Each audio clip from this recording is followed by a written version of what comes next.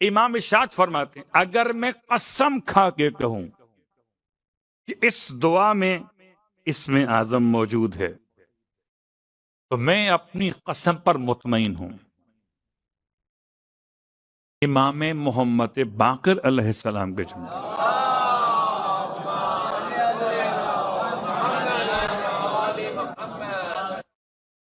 یہ دعا پڑھی جاتی ہے مشکلات کے حل کے لیے، پریشانیوں کے خاتمے کے لیے، وسعت رزق کے لیے، برکتوں کے حصول کے لیے، طلباء کی امتحانات میں کامیابی کے لیے، اور تمام اہل ایمان کی جان مال عزت اور آبرو کی سلامتی کے لیے۔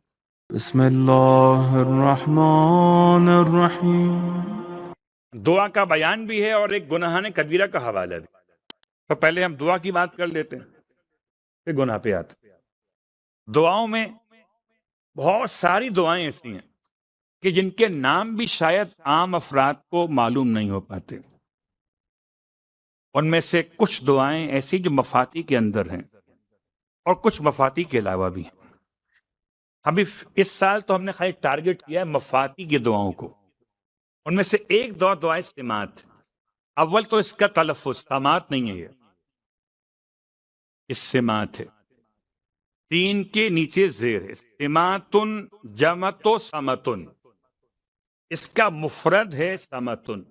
سمتن یعنی العلامہ، سما کہتے ہیں علامت یا نشانی کو، اور اس کی جمع جیسے علامات ہوگی عربی میں، ایسے سمتن کی جمع سماعت ہوگی عربی کے اندر۔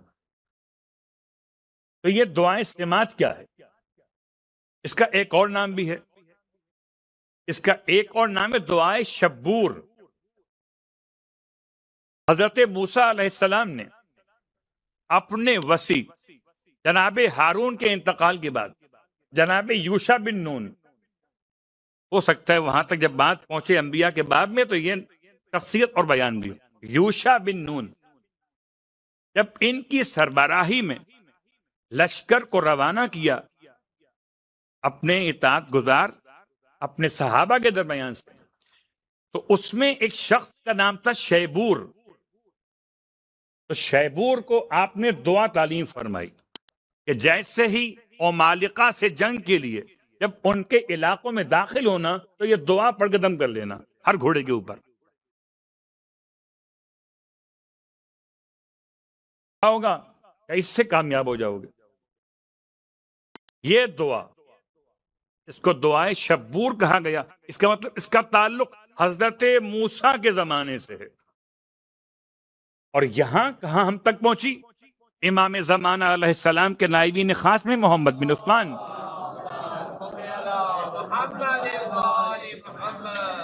ایک تو نائبین خاص میں سے نائب اور دو اماموں سے، پانچویں اور چھٹے امام، اس دعا کے حوالے سے روایات پہنچی۔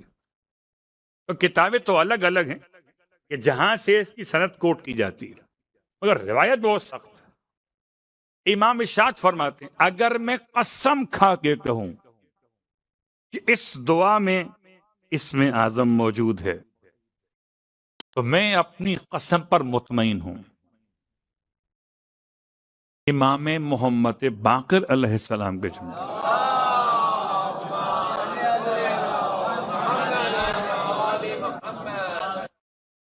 یہ دعا پڑھی جاتی ہے مشکلات کے حل کے لیے، پریشانیوں کے خاتمے کے لیے، وسعت رزق کے لیے، برکتوں کے حصول کے لیے، طلباء کی امتحانات میں کامیابی کے لیے، اور تمام اہل ایمان کی جان مال عزت اور آبرو کی سلامتی کے لیے۔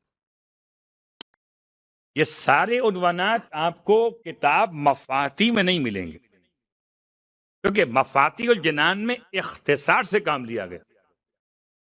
ہاں جو طویل کتابیں ہیں، کتاب اقبال ہو، محج الدعوات ہو، عدت الدائی ہو، مصباح کفعمی ہو، یا اس کے علاوہ، تو ان تمام کتابوں سے اگر تفصیل میں جائیے گا تو پوری تاریخ اس دعا کی الگ۔ اب آئیے، اس دعا کے الفاظ اتنے خوبصورت ہیں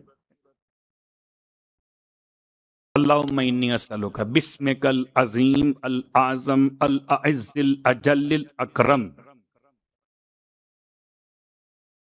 اعز بھی، اعظم بھی، اجل بھی، اکرم بھی، چاروں الفاظ بڑے معتبر ہیں.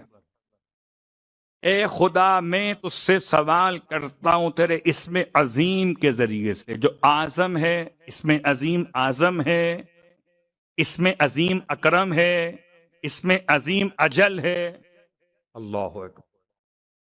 پھر الذی اذا دعیت بہ، وہ خاص نام تیرا کہ جس کے ذریعے تجھے پکارا جائے. علی مخالق ابواب السماء للفتح بالرحمت انفتحت، آسمان کے بند دروازوں کو رحمت کے لیے کھولنے کی خاطر انفتحت، کھل جاتے ہیں. اس جملہ جو آپ نے سنا ہے، کھل جا سم سم، یہ خدا کے ناموں کا حوالہ ہے. کھل جاتے ہیں. ویسے تو بہت سارے دفعہ کھلتے ہیں، جب آپ کا نکاح ہوا ہوگا تب بھی کھلے. صلوات پڑھے محمد و آل محمد.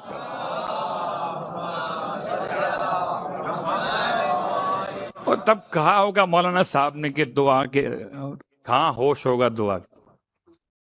ابھی تو ہوش ہے. اللہم انی اسألک بسمک العظیم الاعظم الاعزل الاجل الاکرم الذی اذا دعیت بہ علی مضائق ابواب الارض للفرج انفرجت، جب پڑھے جائیں زمین کے دروازوں کے لیے کہ بند دروازے زمین کے کشادہ ہو جائیں تو کشادہ ہو جاتے. وَإِذَا دُعِيتَ بِهِ لِلْعُسْرِ لِلْيُسْرِ تَيَسَّرَتْ، جب پڑھا جائے تیرے اس نام کو کسی عسر کے لیے کہ وہ ہو جائے یسر، مشکل آسان ہو جائے. یسرت آسان ہو جاتی.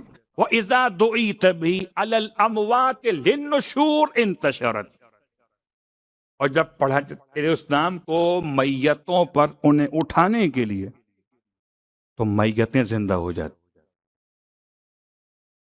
اذا دعیت بہ علی کشف البأساء والضراء انکشفت، اور جب تیرے اس نام کو پڑھا جائے سختیوں اور پریشانیوں کے خاتمے کے لیے تو سختیاں پریشانیاں سب ختم ہو جاتی ہیں.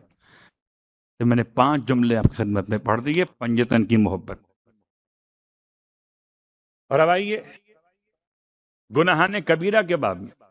تہمت کے مقامات سے بچنا ہر مومن کی شرعی ذمہ داری. خود ایسے مقام پر جائے ہی نہیں جہاں برائی کی تہمت لگ سکتی ہو. ایسے کام ہی نہ کرے کہ لوگ شک کریں کہ پی کر آئے ہو یا کھا کر آئے ہو، وہاں سے کہاں سے آئے ہو. اتقوا مواضع التہم. اور اس کے ساتھ ساتھ ایسے مقامات سے بچے جو مقامات گناہ تک لے جاتے ہو.